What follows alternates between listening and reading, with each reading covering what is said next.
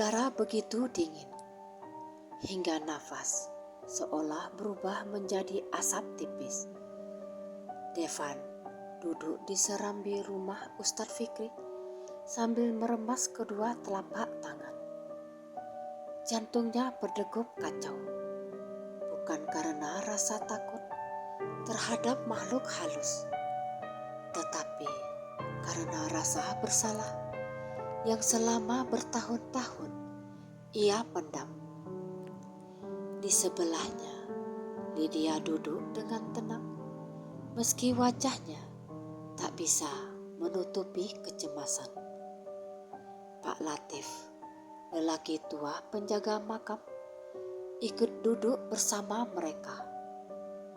Sorot mata tuanya menatap Devan dalam-dalam, seakan mencoba membaca isi hati yang paling tersembunyi.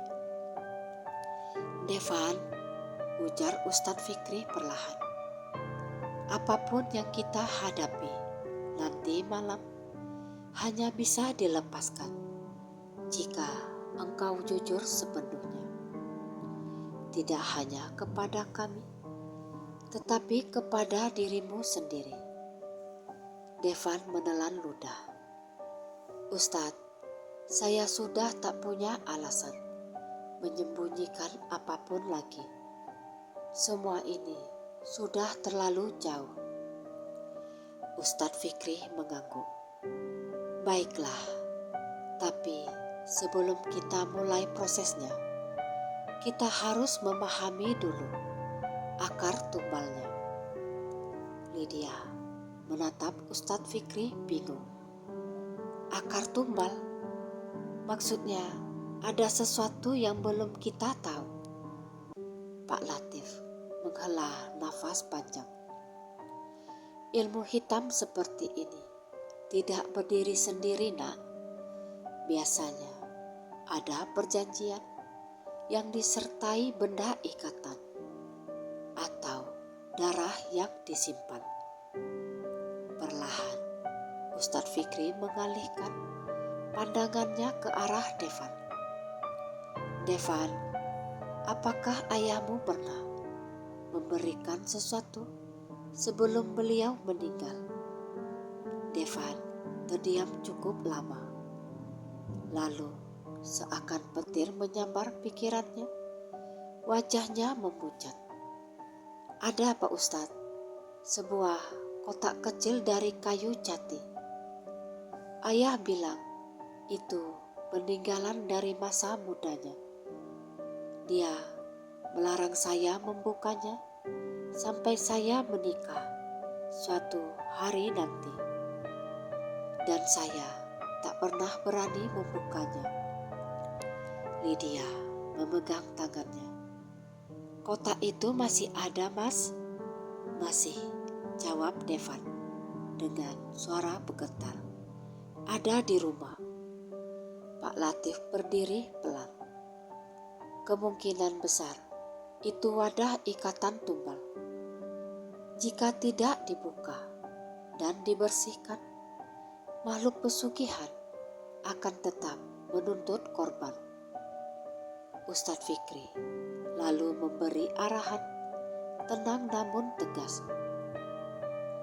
"Kalau begitu, kita harus mengambil kotak itu malam ini juga. Dan kita harus bersiap menghadapi apapun yang keluar bersama isinya." Perjalanan menuju rumah Devan terasa lebih panjang dari biasanya. Langkah kaki mereka menembus pekatnya malam hanya ditemani suara jangkrik yang seolah berhenti tiap kali mereka lewat.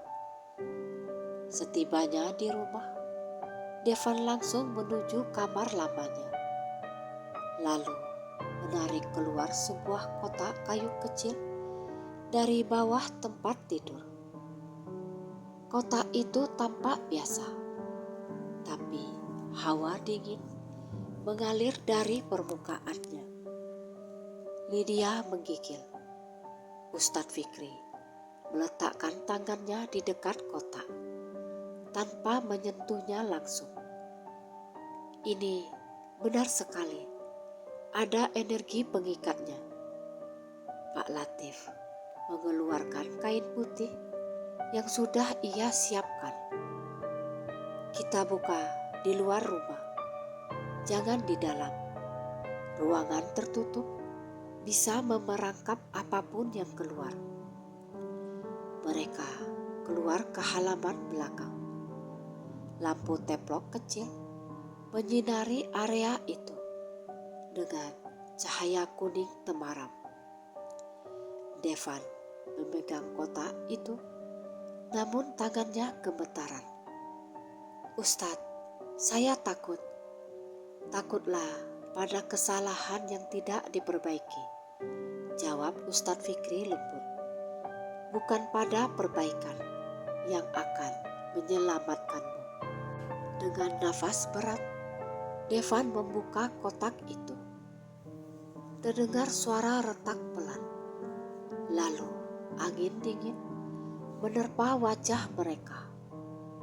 Kotak itu ternyata berisi sepucuk surat tua, seikat rambut perempuan, selembar kain merah gelap yang telah mengering, dan sebuah simbol aneh yang terukir pada lempengan kecil dari logam hitam. Lydia langsung menutup mulut ngeri. Ini rambut perempuan. Darah? Pak Latif mengangguk pelan. Tanda tumbal. Ini milik korban pertama ayahmu. Kemungkinan besar perempuan yang ia korbankan untuk memperoleh ilmu awet muda. Devan memejamkan mata. Air mata mengalir tanpa bisa ditahan. "Ayah, bahkan setelah ibu pergi, kenapa engkau memilih cara seperti ini?" Ustadz Fikri menepuk bahunya. "Devan, penyesalan masa lalu keluarga bukan salahmu. Kesalahan itu hanya menjadi salahmu jika engkau memilih meneruskannya. Dan malam ini kita harus menghentikannya." Dari dalam kotak, lempengan logam hitam itu bergetar. Retakan kecil muncul pada permukaannya, mengeluarkan suara seperti bisikan halus yang menakutkan. Bisikan itu seolah memanggil namanya. "Devan, Devan." Darah Devan seakan membeku. Ustadz Fikri segera membaca ayat-ayat perlindungan. Suaranya tegas namun lembut. Simbol pada logam itu semakin retak hingga akhirnya pecah menjadi debu hitam yang melayang lalu lenyap begitu saja. Semua orang terdiam. Hawa dingin hilang, digantikan dengan keheningan berat. Pak Latif menutup kotak itu dengan kain putih. Satu ikatan sudah hancur, tapi masih ada yang harus dilakukan, yaitu ritual penebusan. Devan menatap mereka semua. "Apa yang harus saya lakukan?" "Saya akan lakukan apapun, asalkan Lydia selamat." Ustadz Fikri mengangguk pelan.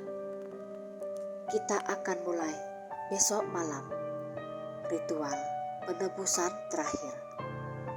Dan untuk pertama kalinya sejak bertahun-tahun, Devan merasakan secerca harapan." Keesokan malamnya, desa tampak sunyi, seperti menahan nafas. Warga sudah tertidur dan bulan separuh menggantung pucat di langit.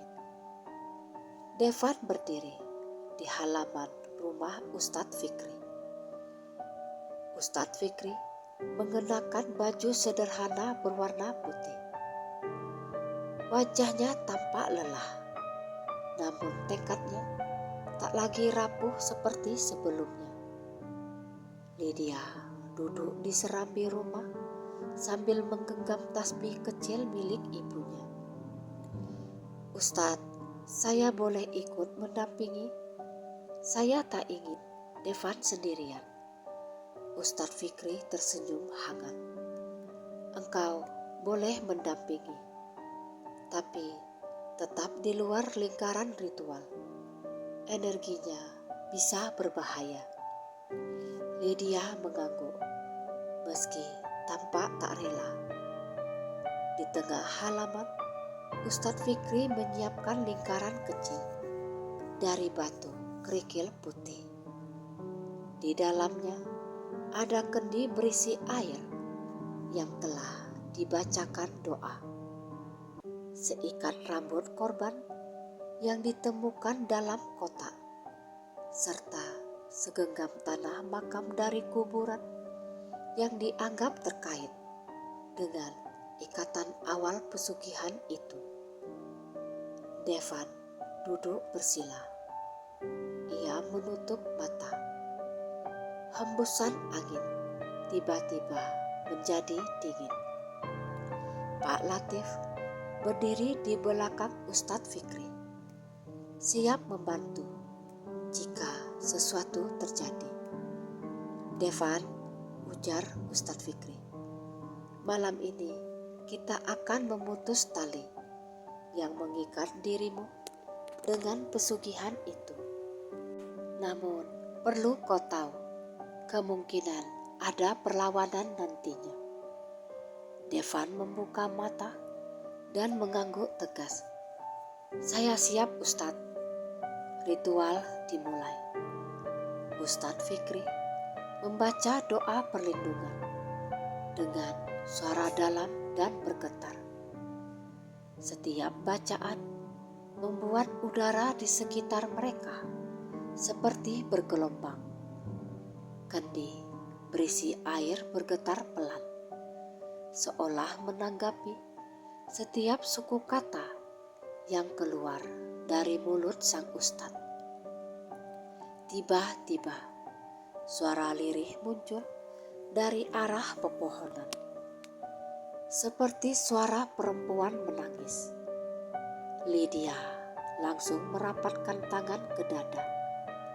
"Ustadz, suara apa itu?" "Jangan khawatir," jawabnya tanpa menoleh. "Itu hanyalah bayangan perjanjian lama. Tidak nyata bagi kita, tapi nyata bagi Devan." Devan mulai menggigil.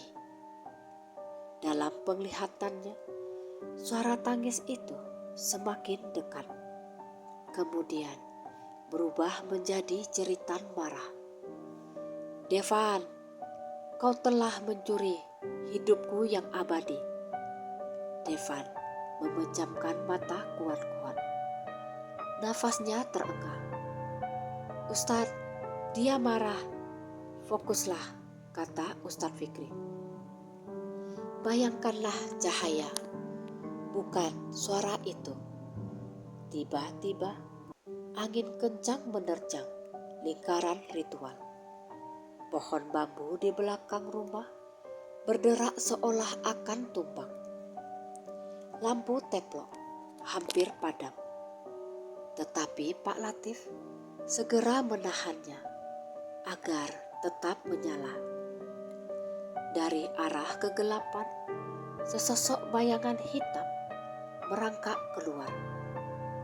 Tidak memiliki wajah, hanya bentuk siluet perempuan dengan rambut panjang terurai. Bayangan itu merangkak mendekat ke lingkaran ritual, tetapi terhalang garis batu putih. Lydia memekik, panik, tapi Ustadz Fikri menahan tangannya. Tetap di belakang garis, Lydia. Jangan masuk. Bayangan itu menabrak garis batu, lalu terpental dengan suara mendesis kesakitan. Ia mengerang marah, lalu menatap ke arah Devan, seolah ingin menembus lingkaran itu. Engkau menjanjikan 9, baru 6 yang telah kau beri. Devan menunduk. Air mata menetes tanpa bisa ditahan. Aku gak akan teruskan ini lagi. Aku menyesal dan aku ingin berhenti. Bayangan itu menjerit marah. Jeritan yang membuat bulu Roma berdiri dan mengguncang udara. Ustadz Fikri meraih kendi air. Devan, ucapkan dengan lantang bahwa engkau memutus semua perjanjian. Devan mengangkat wajah, suaranya pecah, namun penuh tekad. Aku memutus semua perjanjian. Aku tidak ingin mengambil nyawa lagi. Bayangan itu memeki. Tubuhnya retak seperti kaca yang dihantam palu. Pak Latif melemparkan tanah makam ke arah bayangan itu. Tanah itu mengenai tubuh hitam tersebut, membuatnya berasap. Ustadz Fikri mengangkat kendi dan menyiramkan seluruh isinya ke dalam lingkaran. Air suci itu memercik dan menyebar menjadi kilatan cahaya lembut. Bayangan hitam itu menjerit sekali lagi, lalu pecah menjadi serpihan asap hitam yang terangkat ke langit, lenyap seperti tertelan udara. Kemudian hening. Angin berhenti. Udara yang tadinya dingin tiba-tiba menjadi hangat. Devan jatuh berlutut sambil menangis keras. Seakan beban puluhan tahun hancur dalam satu malam. Lydia berlari dan memeluknya dari luar lingkaran, menahan air mata. Devan, kamu sudah berhasil. Ustadz Fikri menutup ritual dengan doa penutup. Suaranya tenang dan damai. Kemudian ia berkata lembut, mulai malam ini engkau terbebas. Devan menatapnya dengan wajah basah karena air mata. Terima kasih Ustadz. Saya tidak tahu membalasnya bagaimana. Bukan aku yang membebaskanmu, tapi keputusan hatimu sendiri, jawab Ustadz Fikri. Pak Latif menepuk pundaknya. Jaga keputusan itu, nak, karena disinilah hidup barumu dimulai. Lydia memegang tangan Devan penuh cinta dan kelegaan. Kita sudah melewati yang terburuk, Mas. Sekarang kita bisa melangkah tanpa bayang-bayang. Malam itu, untuk pertama kalinya dalam hidup Devan, ia merasakan kebebasan yang benar-benar nyata. Dan di kejauhan, langit tampak lebih cerah dari biasanya. Pagi setelah ritual itu, cahaya matahari terasa berbeda bagi Devan. Lebih hangat, lebih hidup. Dan untuk pertama kalinya dalam puluhan tahun, ia tidak bangun dengan perasaan gelisah atau dihantui mimpi buruk. Namun kedamaian yang baru ia rasakan ternyata belum benar-benar utuh. Masih ada sesuatu yang belum selesai. Lydia duduk di dapur, menyiapkan teh panas untuk mereka bertiga. Ustadz Fikri dan Pak Latif sedang berbicara di serambi depan ketika Devan keluar dengan langkah pelan. "Pak Ustadz," ujarnya perlahan, "apa setelah ritual semalam semuanya benar-benar sudah selesai?" Ustadz Fikri menatapnya dengan bijak. "Ikatan pesugihan sudah putus, Devan. Tapi ada satu hal lagi yang tak boleh kau abaikan." Devan menelan ludah. "Apa para korban?" Pak Latif menundukkan kepala. "Arwah mereka tak lagi menjadi bagian dari pesugihan itu. Namun bukan berarti mereka sudah tenang sepenuhnya." Lydia muncul sambil membawa 3 cangkir teh hangat. "Apa yang harus saya lakukan?" "Doa," jawab Ustadz Fikri. "Ziarahlah ke makam mereka. Tunjukkan penyesalanmu yang tulus. Dan doakan agar mereka dilepaskan dari ikatan dunia." Devan menatap cangkirnya. "Tapi makam mereka berbeda-beda. Ada yang dimakamkan di kampung asal, bahkan ada yang jauh. Kita lakukan semampunya," kata Ustadz Fikri. "Yang dekat dulu, yang kira-kira bisa dijangkau."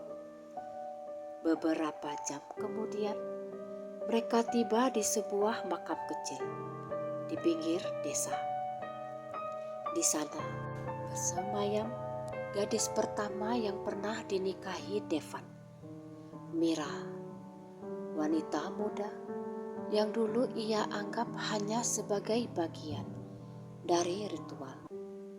Kini ia sadari sebagai manusia yang ia renggut masa depannya.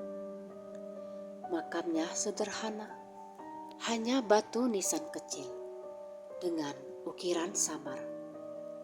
Devan berlutut di sana. Kedua tangannya bergetar. "Mira, maafkan aku," ucapnya berat. "Aku tidak bisa memutar waktu, tapi aku memohon agar Tuhan mengampuniku dan memberikan ketenangan untukmu." Lydia memegang pundaknya dari belakang. Ustadz Fikri membaca doa dengan suara rendah dan khusyuk. Angin berhembus lembut, berbeda dengan dingin pekat yang dulu selalu mengikuti Devan. Kali ini hembusannya terasa seperti sentuhan lembut yang menenangkan. Pak Latif mengangguk kecil, bertanda baik. Sepertinya jiwanya tak marah. Mereka kemudian melanjutkan perjalanan ke makam kedua, Ratna. Lalu ke makam ketiga, yaitu Sri. Setiap doa yang mereka bacakan, setiap helai rumput yang mereka bersihkan dari nisan-nisan itu menjadi bagian dari penebusan yang selama bertahun-tahun tertunda. Ketika mereka mengunjungi makam korban keempat, sesuatu terjadi. Devan merasakan hawa hangat mengalir di pundaknya. Bukan hawa dingin mistis, tapi kehangatan seperti seseorang yang mengucapkan selamat tinggal. Ia menoleh cepat, namun tidak ada siapapun di sana. Lydia bertanya pelan, "Ada apa?" "Tidak, bukan apa-apa," jawab Devan meski suaranya bergetar. Aku hanya merasa ringan. Ustadz Fikri tersenyum lirih. Mereka menerima doamu, Devan. Luka tidak bisa hilang sepenuhnya. Tapi doa adalah jalan menuju kedamaian. Menjelang sore, mereka sampai di makam korban kelima. Sayangnya, korban terakhir dimakamkan di kota berbeda dan tidak mungkin mereka jangkau saat itu juga. Namun, Ustadz Fikri berkata, doa tidak mengenal jarak, Devan. Yang penting ketulusan hatimu. Saat matahari mulai tenggelam, mereka kembali ke rumah dengan rasa lega yang perlahan tumbuh. Devan duduk di serambi, memandangi horizon senja.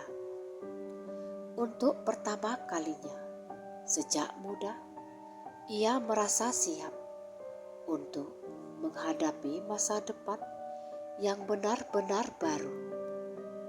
Lydia duduk di sampingnya. Bagaimana perasaanmu sekarang? Devan tersenyum kecil. Seperti baru belajar bernafas lagi. Lydia menggenggam tangannya. Kita masih harus menyelesaikan jalan panjang ke depan. Tapi aku di sini. Devan menatapnya dengan rasa syukur yang tak pernah ia rasakan sebelumnya. Di kejauhan, langit perlahan berubah gelap. Namun kali ini, malam datang tanpa membawa bayang-bayang. Meski ritual telah selesai dan para korban sudah didoakan, malam itu ternyata tak berjalan setenang yang mereka kira. Lydia duduk di kamar tamu rumah Ustadz Fikri, membaca buku kecil sambil menunggu Devan selesai mandi. Angin malam masuk melalui celah jendela, membuat tirai bergerak perlahan. Awalnya biasa saja, namun perlahan udara di kamar berubah sedikit lebih dingin. Lydia mengerutkan kening. Jendela sudah kututup tadi. Kenapa anginnya seperti dari dalam? Ia bangkit dan memeriksa jendela. Tertutup rapat. Ketika ia berbalik, ia melihat bayangan samar berdiri di sudut kamar. Bukan bayangan hitam seperti makhluk pesugihan tadi. Ini hanya siluet, seperti bentuk tubuh samar seorang perempuan muda. Lydia tersentak mundur. Siapa? Bayangan itu tidak bergerak, tidak mengancam, hanya berdiri seolah mengamati. Devan, namun langkah Devan belum terdengar. Bayangan itu semakin jelas. Wujudnya seperti perempuan dengan rambut panjang. Namun wajahnya kabur seperti kabut. Lydia merasa jantungnya berdegup keras. Namun tubuhnya tidak membeku ketakutan. Ada rasa lain di sana, seperti kesedihan. Perlahan, bayangan itu mengangkat tangan, menuju ke arah luar kamar. Gerakannya lembut dan tidak kasar. Kau ingin menunjukkan sesuatu? Tanya Lydia pelan. Bayangan itu mengangguk pelan. Saat itu, pintu terbuka. Devan masuk sambil mengeringkan rambutnya. "Lydia, ada apa?" Ia terdiam saat melihat bayangan itu. Lydia memegang tangannya. "Sepertinya dia bukan mau menyakiti kita, Mas." Bayangan itu memandang Devan, pandangan yang begitu dalam, hingga membuat Devan merasa dadanya seakan tertusuk. Ia mengenali perasaan itu, bukan wujudnya, tetapi energinya. "Salah satu dari mereka," bisik Devan. Ustadz Fikri dan Pak Latif datang tergesa ketika mendengar suara langkah cepat mereka. Ustadz Fikri menatap bayangan itu dengan tatapan tenang. "Engkau bukan lagi makhluk pesugihan. Engkau datang karena masih ada yang ingin disampaikan, bukan?" Bayangan itu mengangguk perlahan. Lydia bertanya pelan, "Apa masih ada yang mengganjal dirimu?" Bayangan itu menunduk. Lalu perlahan tubuhnya berubah menjadi cahaya samar. Dari cahaya itu muncul satu kalimat, seperti suara berbisik langsung ke hati mereka. "Terima kasih." Devan meneteskan air mata. "Aku yang harus berterima kasih karena engkau tidak menyimpan kebencian."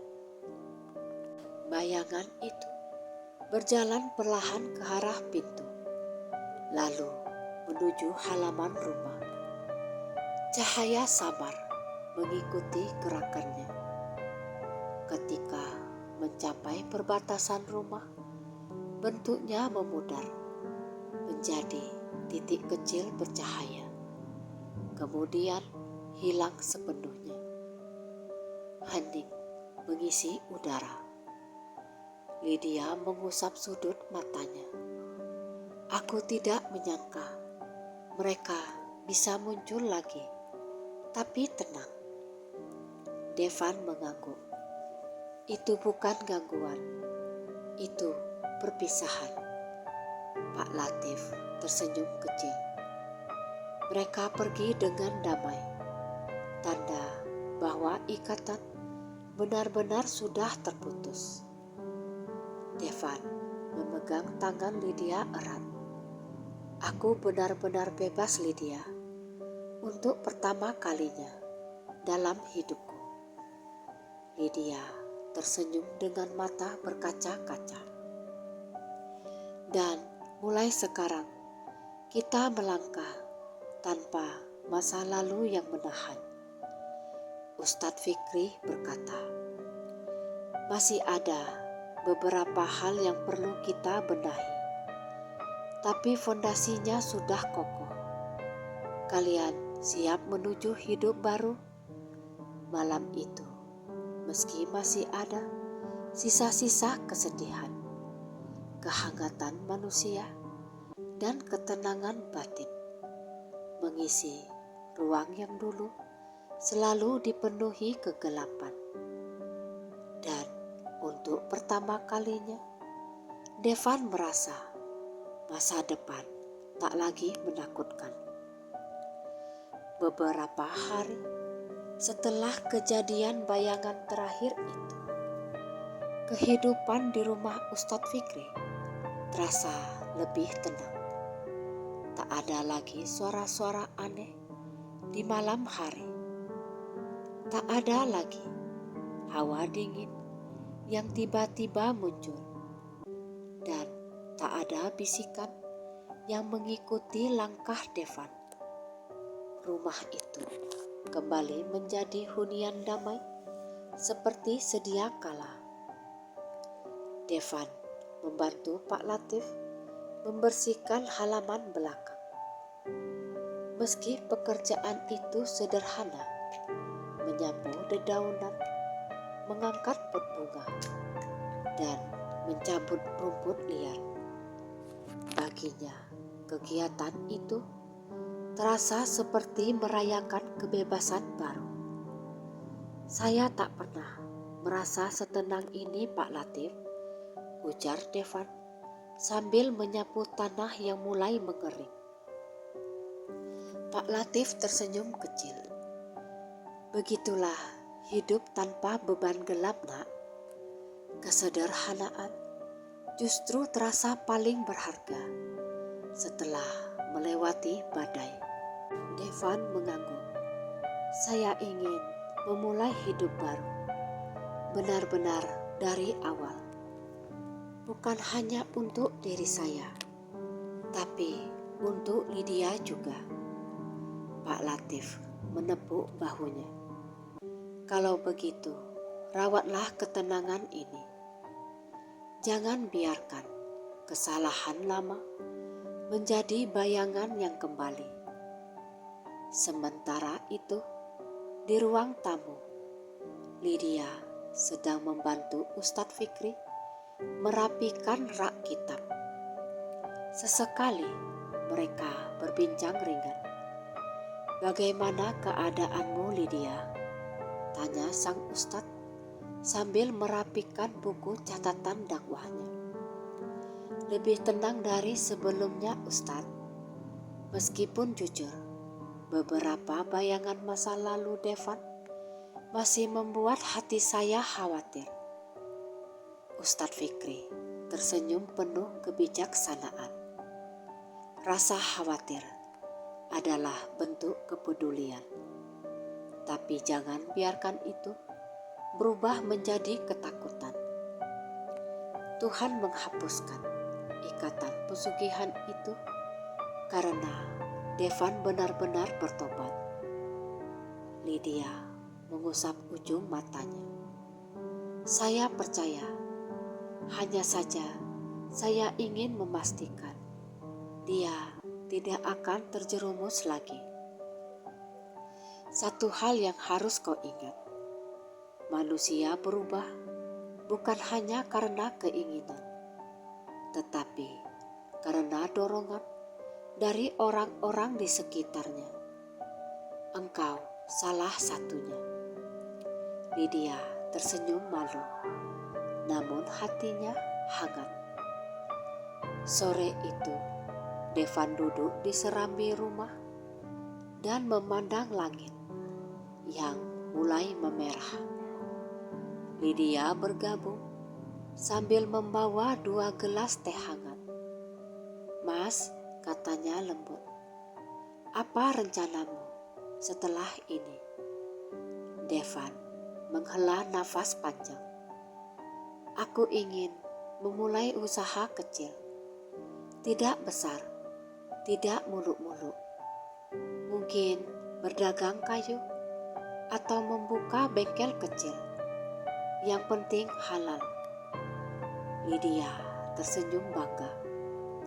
Itu bagus, Mas. Kamu punya kemampuan memperbaiki banyak hal. Devan tertawa kecil. Ya, meski dulu terpaksa belajar karena sering merantau. Lalu tatapannya berubah serius. Dan aku ingin menikah dengan benar kali ini. Dengan restu orang baik dan tanpa bayangan apapun. Lydia terdiam sejenak.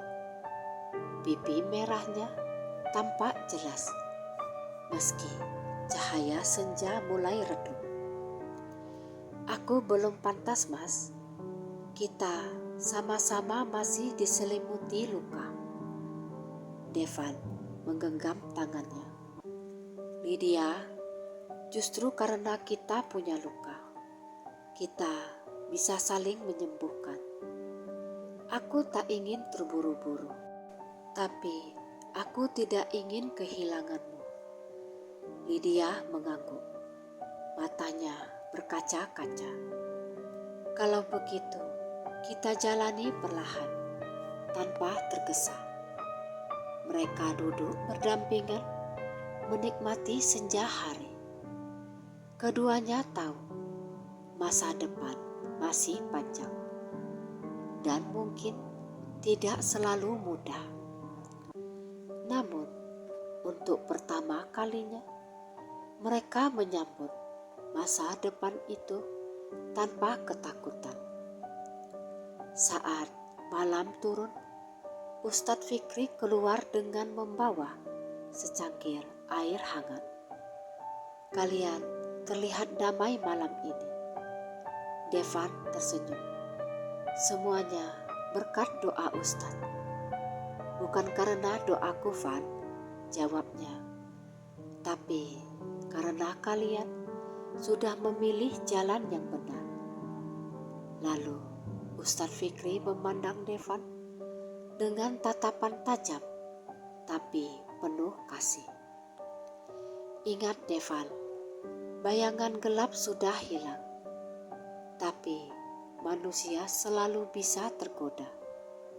Jaga dirimu dan jagalah Lydia." Devan menunduk hormat. "Saya janji Pak Ustadz." Ustadz Fikri tersenyum. "Kalau begitu, mulai besok waktunya kalian menapaki hidup baru. Kalian sudah melewati malam terdalam. Kini tinggal menjemput pagi." Dan malam itu pun berlalu tanpa gangguan apapun. Tidak ada makhluk pesugihan, tidak ada bisikan, hanya manusia yang akhirnya menemukan kembali kedamaian. Dan untuk pertama kalinya pula, Devan merasa siap menua bersama orang yang ia cintai, yaitu Lydia.